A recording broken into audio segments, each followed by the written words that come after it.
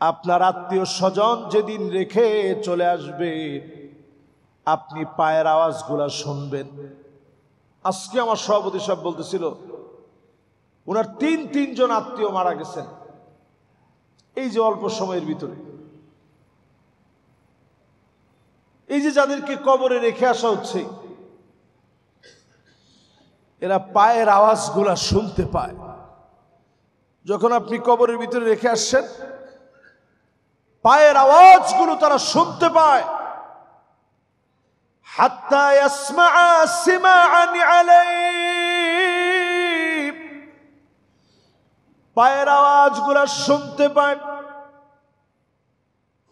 একজনকেও ধরে রাখতে পারে না। একটু থেকে যারে বাপ, তোরে না অনেক আদর করে বড় বানাইছি, সন্তানরে আমারে একা ফেলে রেখে যাইস না, আমি একা একা থাকতে পারবো না। একজনকেও আটকায় রাখতে পারে না। একে একে সবাই বিদায় দিয়ে চলে আসে। লোকটা দেখে কবরের ভিতরে হঠাৎ করে একটা আলো জ্বলে গেছে। ডাক মেরে বলে, কে গো তুমি? সবাইরে রেখে আসলাম, তুমি আবার কে? নামাজ ডাক দিয়ে বলবে, নূরুন ওয়া বুরহানুন ওয়া নাজাহ, আমি তোমার নামাজ, তোমার জন্য আলো হয়ে গেলাম, সাক্ষী হয়ে দাঁড়ায় গেলাম। যতবার যত জায়গায় নামাজ পড়েছেন, হতে পারে সব জায়গাগুলা যার সামনে সাক্ষী দিবে তিনি কে।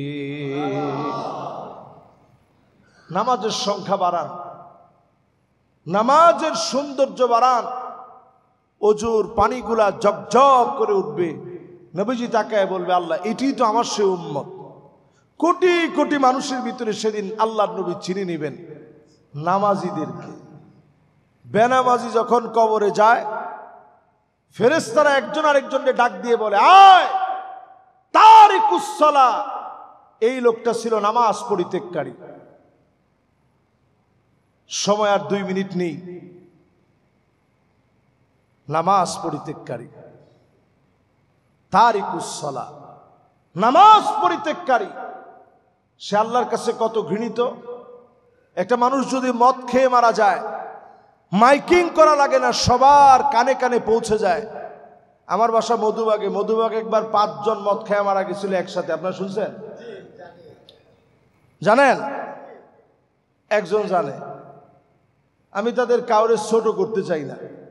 হায় হায় হায় হায়, সবার কানে কানে কথাটা, হাই রে লোকটা মদ খেয়ে মারা গেছে, অমুক 5 জন একসঙ্গে মদ খেয়ে মারা গেছে। এই কথা সবার কাছে এলান হয়ে গেছে। বিনা এলানে, মাইকে ঘোষণা করতে হয় না, সবার কাছে ঘোষণা হয়ে গেছে। আমি আবার সেদিন ছোট মানুষ তো, জানাজার নামাজ পড়তে গেছি। এর মধ্যে একজন আমারে অনেক আদর করত। দেখলেই মট্টর যখন খাইতো, মাথাটা তো উল্টাপাল্টা হয়ে গেলে আমার দেখলেই বলতো, তুই কি খাবি ক?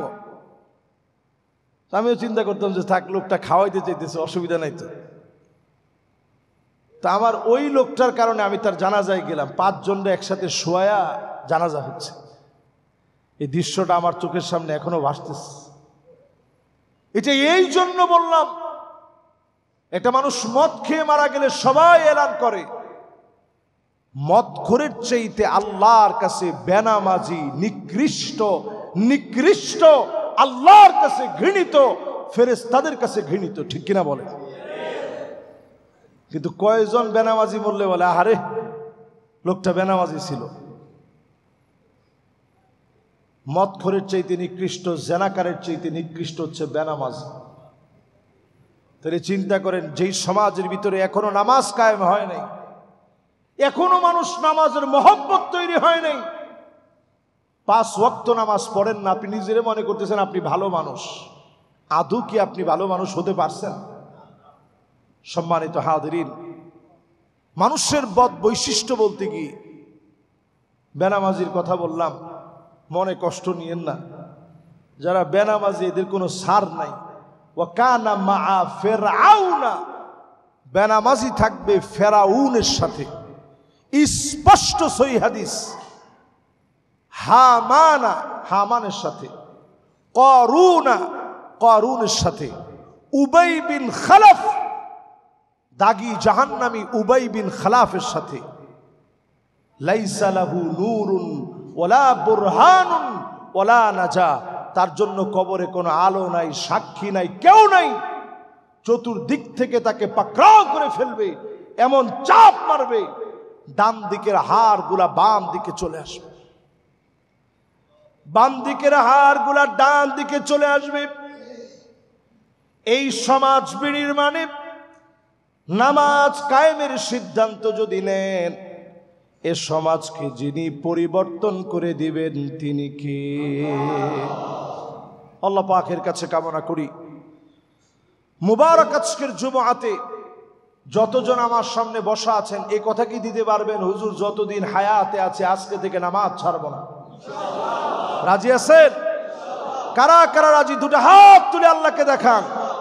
আল্লাহ আপনি কবুল করেন, মঞ্জুর করেন, পড়েন আমিন। নামাজটা পড়বেন, যেখানে আছেন নামাজ পড়বেন, যেথায় আছেন নামাজ পড়বেন। নামাজের চাইতে দামি আর কিছু নাই আল্লাহর সাথে সম্পর্ক করার। আল্লাহ তাআলা আমাদেরকে নামাজি হিসেবে আল্লাহ কবুল করুক, মঞ্জুর করুক, পড়েন আমিন।